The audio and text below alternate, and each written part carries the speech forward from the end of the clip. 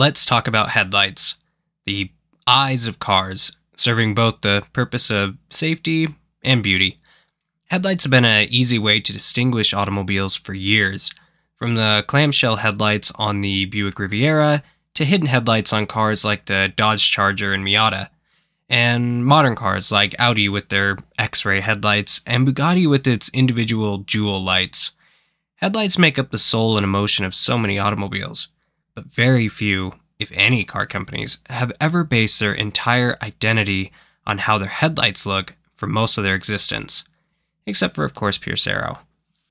It makes sense to first briefly talk about what Pierce Arrow was and why it is still talked about today. Founded in 1878, the George N. Pierce Company was formed to produce various household goods, including ornate bird cages for some reason. Once the bicycle craze hit America, the company transitioned into making high-quality bikes full-time, till the company pivoted again and began experimenting with steam-powered automobiles in 1901. Eventually, Pierce Arrow would settle on gas power and would set itself apart as one of the finest automakers in America, and possibly the world, eventually being made part of the, quote, 3 Ps of luxury, along with Packard and Peerless. Throughout their time in business, Pierce Arrow would make iconic cars, like the gorgeous 1933 Silver Arrow to Fatty Arbuckle's 1919 Model 66. Unfortunately, the Great Depression would kill off the brand in 1938, leaving behind almost 40 years of automotive excellence. But even 85 plus years later, the brand is still remembered for having made top-notch quality cars, but more so than their quality was their funky headlights stuck to the front fenders. Whose idea, then, was it to completely defy design standards of the time and put the headlights on the fenders? The man for that would be no other than Herbert M. Dolly.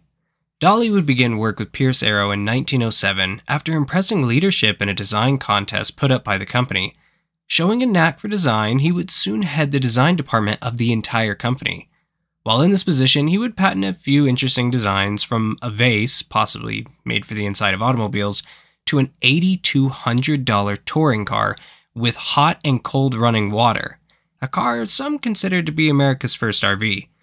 After his time with Pierce, he would become massively involved in cinema and would even make the stop motion for the 1933 movie King Kong.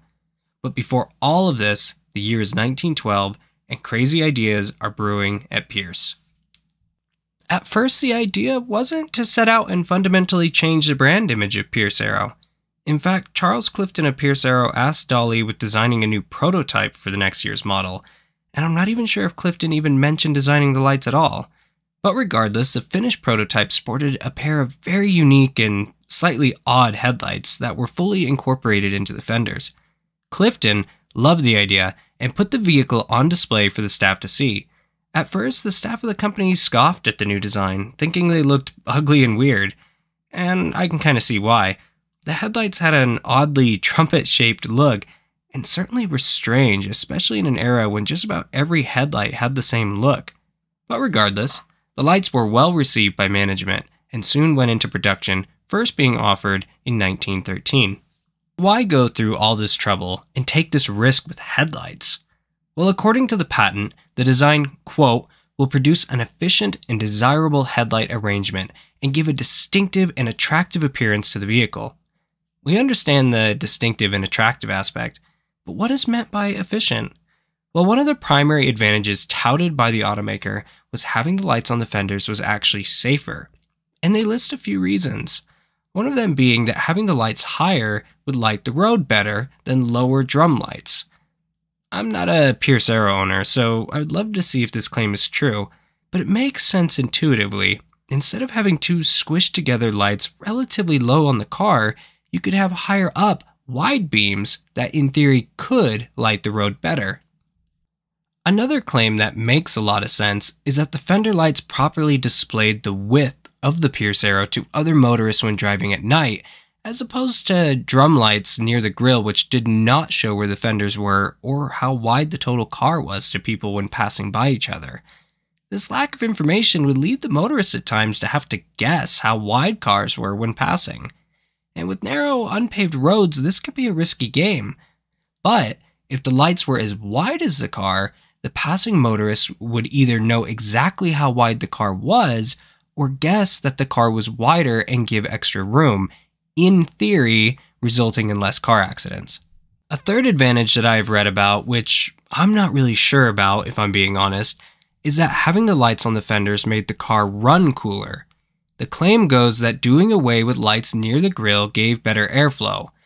I'm skeptical if this actually made an impact in real-world driving, but if you have a Pierce Arrow, let me know. But technical claims aside, shortly after being introduced, the lights would go from being an optional accessory to the standard equipped lights. Only in states like New York, the state the cars were made in, were fender lights not offered at all. The reason being is that fender-mounted lights were illegal in New York and a few other districts for quite a time. But regardless of odd and pointless legislation, Pierce Arrow buyers would fall in love with the lights, and most would choose to have a more distinct look on an otherwise conservatively styled vehicle. Even today, most surviving cars are shown with fender lights, and very few into the 1930s have conventional lamps at all. So from 1913 till the very end in 1938, Pierce would sport a variant of their trademark lights, from the monstrous Model 66 to the beautiful Silver Arrow, all the way to the very last quad headlight models at the end of the 1930s. Pierce Arrow has always made beautiful cars, but collectors, enthusiasts, and my wife all love and remember that Buffalo, New York firm for their wonderful, odd lights.